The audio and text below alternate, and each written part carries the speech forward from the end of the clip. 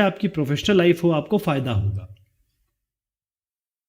यहां आप देखें कि दिन प्रतिदिन के जो वार्तालाप होते हैं, कम्युनिकेशन होता है, उसमें 55% जो बातचीत होती है वो आपके हाथों से, आपके आर्म्स या फिर आपके शरीर को हिलाने से होती है, बॉडी मूवमेंट से होती है।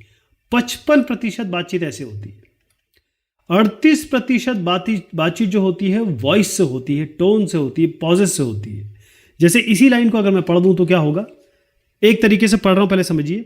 38% communication is done using voice, tone, pauses etcetera. एक तो ये तरीका हो गया।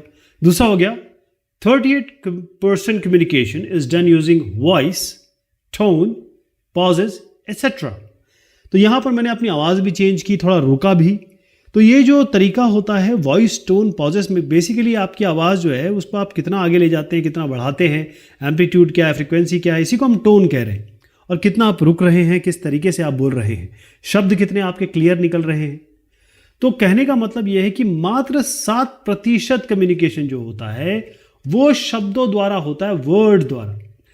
बहुत सारा हाथों से होता है, आंखों से होता है, नज़रों से होता है, चेहरे से होता है। और ये बॉडी लैंग्वेज देखिएगा, इस बॉडी लैंग्वेज से आपको समझ में आ रहा होगा कि ये खिलाड़ी या तो इसने शॉट मिस किया है या ये थक गई है। तो नॉन वर्बल कम्युनिकेशन, चाहे वर्ड्स कहें या नॉन वर्बल कम्युनिकेशन कहें, जो ज़्यादा नॉन वर्बल और विजुअल कम्युनिकेशन है उसमें नॉन वर्बल जोड़ लें और ये सबको मिला लें तो 93% कम्युनिकेशन जो होता है वो नॉन वर्बल होता है। यानी कि ना तो स्पोकन बोल के हो रहा है, ना ही लिख के हो रहा है। नॉन वर्बल कम्युनिकेशन में क्या चीज़ें बड़ी इंपॉर्टेंट होती है? तो नॉन वर्बल कम्युनिकेशन वो होता है जिसमें आप ना तो स्पोकन, ना तो आप बोलते हैं और ना ही आप लिखते हैं, ना ही रिटन होता है। तो पहली चीज़ आती है इसमें जेस्चर।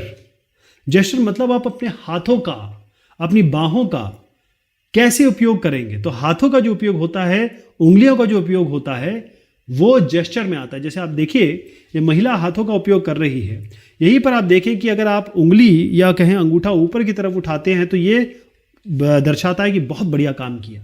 लेकिन यही आप अंगूठा नीचे कर लेते हैं तो इसका मतलब ये होता है कि आपने बहुत खराब काम किया। ये से मिडिल फिंगर दिखाने का मतलब ये होता है, बहुत ही गंदा मतलब होता है इसका। किसी को इस तरीके से फिंगर दिखाएंगे, उंगली उठाएंगे, ये भी गलत होता है। तो कई चीज़ें अच्छी होती हैं, कई चीज़ बुरी होती है। केवल हाथों और उंगलियों से ही आप पूरी बातचीत कर सकते हैं। दूसरी बात आती है यहाँ पर देखिए एक्सप्रेशन। यहाँ आपको समझ में आ रहा है कि ये आदमी दुखी है, यहाँ पर समझ में आ रहा है कि आदमी खुश है। कहने का मतलब कि आप अपने चेहरों से बहुत सारी बातचीत कर सकते हैं। आपको ज़बान या बोलना या लिखने की ज़रूरत ही नहीं पड़ती कई बार। बॉडी लैंग्वेज का मतलब होता है किस तरीके से आप खड़े हैं, कैसे आपका जो चेहरा, शरीर कुछ कह रहा है। अगर आप सीधे खड़े हैं इसका मतलब आप मोटिवेटेड है, इंटरेस्टेड हैं। अगर आप ऐसे ढीले खड़े हैं तो इसका मतलब ये आप थक गए हैं, अब आप नहीं खेलना चाहते, या फिर आप बातचीत में इंटरेस्टेड नहीं है।